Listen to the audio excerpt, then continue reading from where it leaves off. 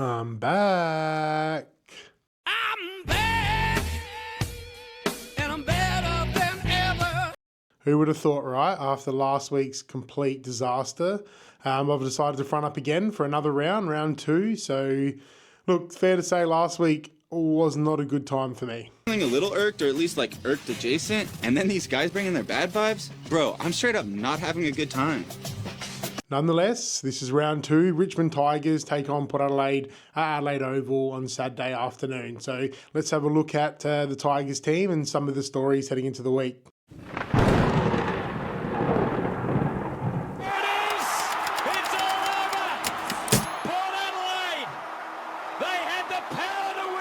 Right, let's start with the Tigers game. They took on Carlton on Thursday night and shocked the world, really, coming out 13-point victors after being, I think, 40 points down in the second quarter.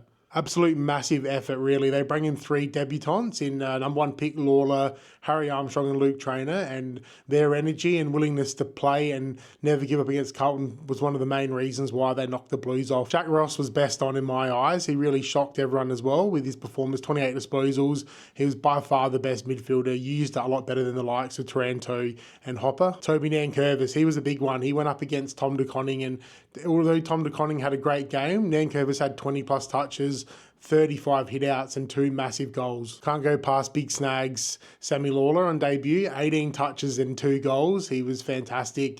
A real weapon up forward and in the midfield. So one to watch for Port this week. We need to really clamp down our first game player, I guess. I want to highlight Richmond's defence. So they've got a mix of youth and some experience they've taken from that premiership team. So they bring in Luke Trainer, who was really highly touted draft pick. He was great. He had 15 disposals. He did a lot of 1% actions, which I really appreciated. So he's one that I think is going to have a bright future. They have Jaden Shaw, Vloston and Broad down there. So there's still a mix of experience from that premiership era. But they've got some of the younger guys. 2 of the bigs really caught my eye. So Jacob Blight, who was a mature age draftee, he clamped down Harry Mackay in the first half. Unfortunately, went off with a slight injury. And I thought Ben Miller really stood up. He's a key back. I think he's 25 years old. He's snuck under the radar a little bit. He was really amazing. Something that Port could really do with, actually. Right, so the Tigs would have took a lot out of that win against all odds, and they'd be brimming with confidence. This is their first game. They'd travel with such a young team, though, so I'm hoping they come over.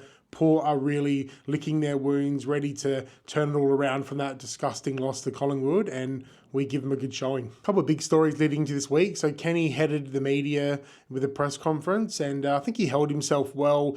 We had a really disappointing performance in round 1, and we need to rectify that, and we have to move on to be able to rectify that. We owned the performance.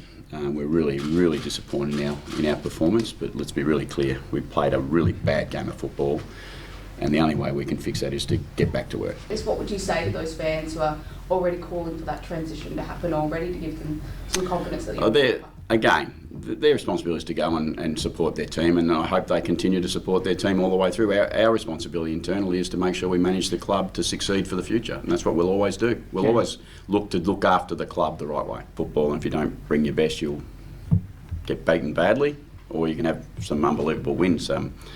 They're going to be a real challenge for us on Saturday, and we look forward to that. I'd love to have seen Connor Rosie or Horn Francis or one of the senior players sit with him and basically not leave him out there stranded while he answers the questions if he's committed or this is just a waste of a year. So, look, there's no two ways about it. This was his worst loss, 90 plus points, which was really disappointing heading into his last season. So he did have something to answer. The game plan did look a bit shaky, or non-existent really. So I'm not sure if that's execution or it's just not going to hold up against the better teams. Yeah, look, so that was a bit of a sour note. Then we had another press conference leading up. This time it was a bit more of a positive light, with Travis Boak set to break the game's record for Port Adelaide Football Club, taking over from Russell Ebert. So he fronted the media with Russell's son, Brett, and this is what he had to say. This one is something I'll look back on and be really proud of, and it is a special moment, mainly because of what Russell meant to this footy club. I just see myself as a player that's been fortunate enough to represent the footy club, and to be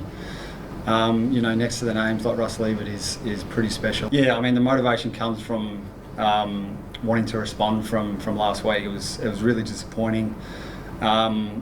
those games you've got to take a lot of lessons from. We did that. We had some good discussions. Training was outstanding today, and then the boys are ready to go for Saturday, and looking forward to playing in front of our home fans for the first time this year. Right, round one's done and dusted. Now it's time to really focus in on round two. So we had great news with another club debut. This time it's Christian Moraes from our most recent draft. So Christian Moraes is pick 38 in this year's draft. He's a midfielder forward from the Eastern Rangers, pretty highly rated. Looked like he was rated to go anywhere between the end of first round and anywhere in the second round, which is close to where he finished.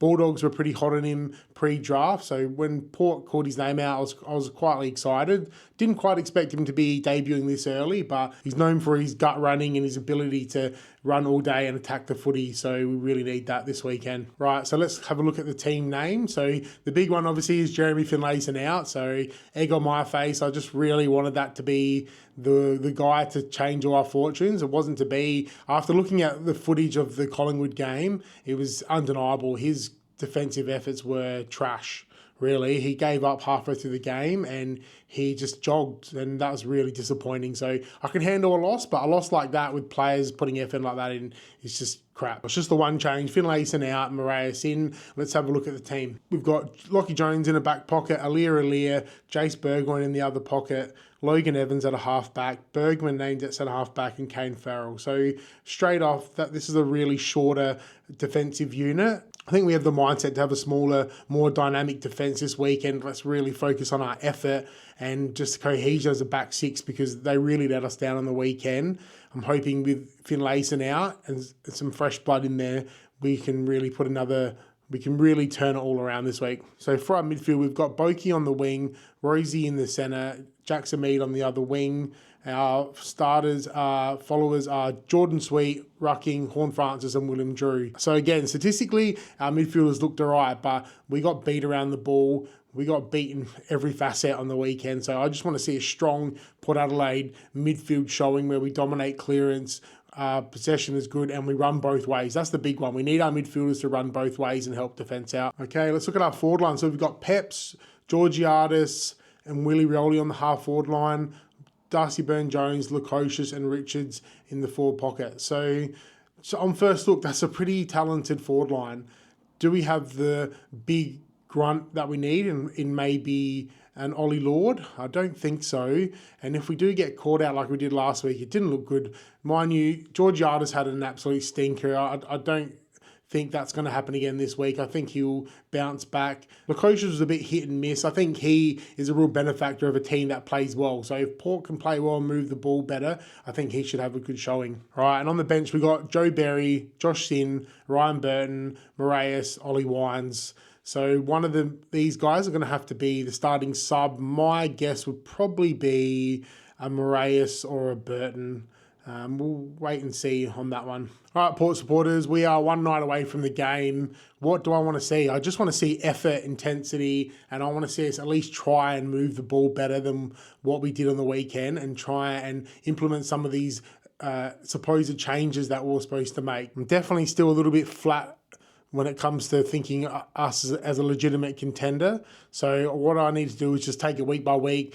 No matter what, we just have to win this weekend, get the first win on the board, and then let's just start slowly building our season as the likes of Butters and Zerk Thatcher return, and that's all we can really do. All right, guys, if you like this video, please like and subscribe. I really appreciate it. Follow the Footy Gods on Facebook and YouTube, and yeah, let's go Power.